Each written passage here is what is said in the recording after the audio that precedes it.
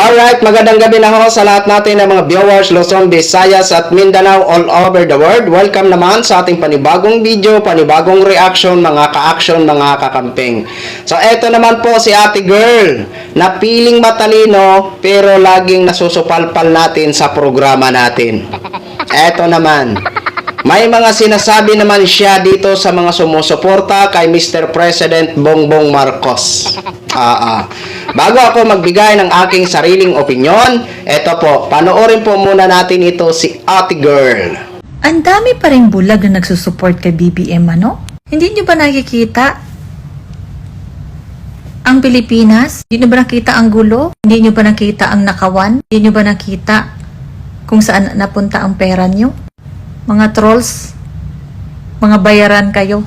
Kaya, kahit anong i-comment nyo sa mga video namin, wala yan. Hindi kami tablan yan kasi alam namin na kami ay hindi bayad at kayo ay bayad. Kailangan yung magtrabaho para meron kayong ipakain sa sarili nyo. Manloko na kayo ng tao para lang kumita. May sisingil sa inyo. Doon nakikita lahat ang mga ginagawa nyo. So yun na ho, mga ka-action, mga kakamping. O at least alam ni ate na marami ang sumusuporta kay Mr. President Bongbong Marcos. O di ba? Alam niya rin. At least aminado siya. Di ba? Na marami ang sumusuporta kay Mr. President. Tama po kayo, Ate Girl. Marami talaga ang sumusuporta. Pero hindi ho kami bulag sa sinasabi mong hindi nakikita ang gulo, hindi nakikita ang nakawan, hindi nakikita kung saan napupunta ang pera. Nararamdaman ho namin yan at nakikita ho namin yan. Kaya nga nagkakagulo tayo ng mga Pilipino dahil sa corruption. 'Di ba? Dahil sa corruption. Sa panawagan ng corruption, yan, magkaisa tayo. Dahil yan ang gusto natin na panagutin sa administrasyon ni Pangulong Bongbong Marcos itong mga sangkot di umano sa corruption. 'Di ba? Nakikita ho namin kung saan napupunta ang pera. 'Di ba? Hindi ho kami bulag tulad ng sinasabi mo. 'Di ba? At least kami marami ang sumusuporta kay Mr. President Bongbong Marcos. Kasi nakikita din po namin ang kanyang mga magandang ginagawa. Kung halimbawa man may mga bagay na di namin magustuhan na halimbawa gagawin ni Mr. President Bongbong Marcos, 'di ba? Siyempre, pupuna at pupuna din ho kami. 'Di ba? Pupuna at pupuna din kami, Ate Girl. Oo, sa totoo lang. 'Di ba?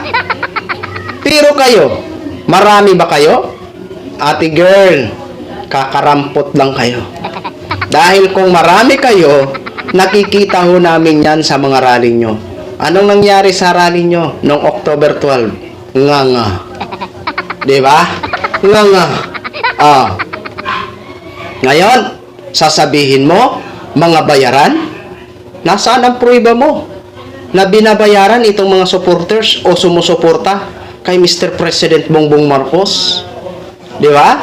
Bago ka magsabi na bayaran, dapat may facts ka. Para patunayan mo dyan sa mga uto-uto mo na mga viewers na totoo ang sinasabi mo.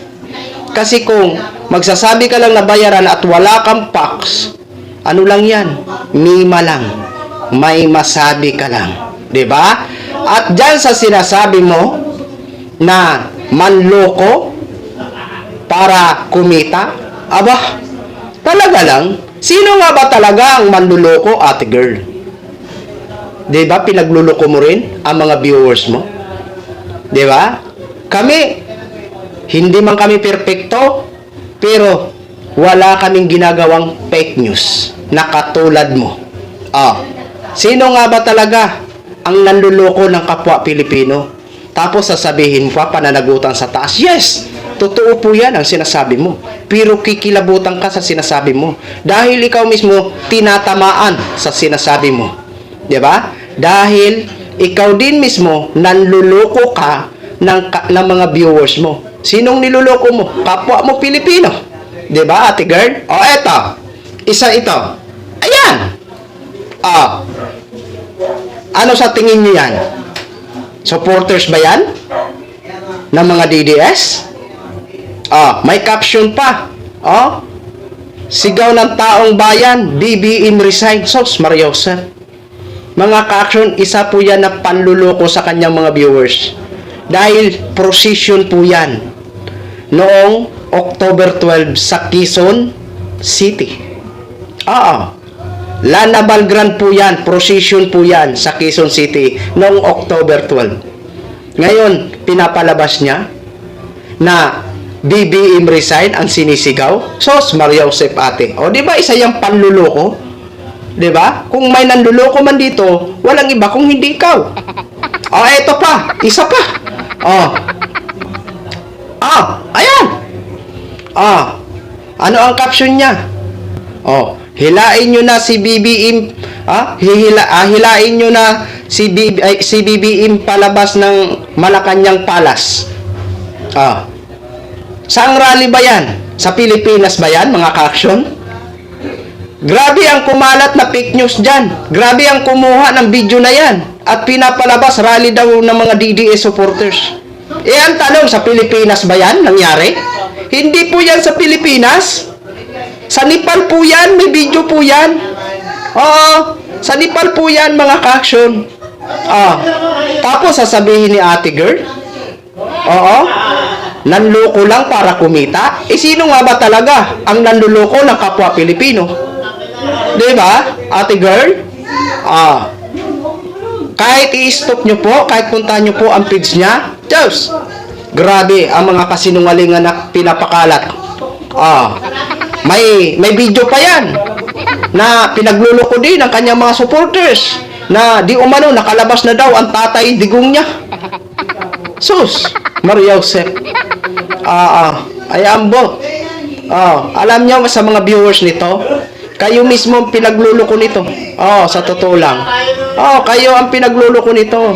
Pero wala na kami magagawa kung talagang nalulong na kayo sa paniniwala sa kanila. Kasi siguro, wala naman siguro kayong alam o wala kayong kakayahan para mag-research. Diba? Sorry ha, pero yan ang katotohanan na nakikita ko sa inyo. Patuloy pa rin ang pagtangkilik nyo sa creator na yan na kayo mismo pinagluloko na. Sa totoo lang. Diba?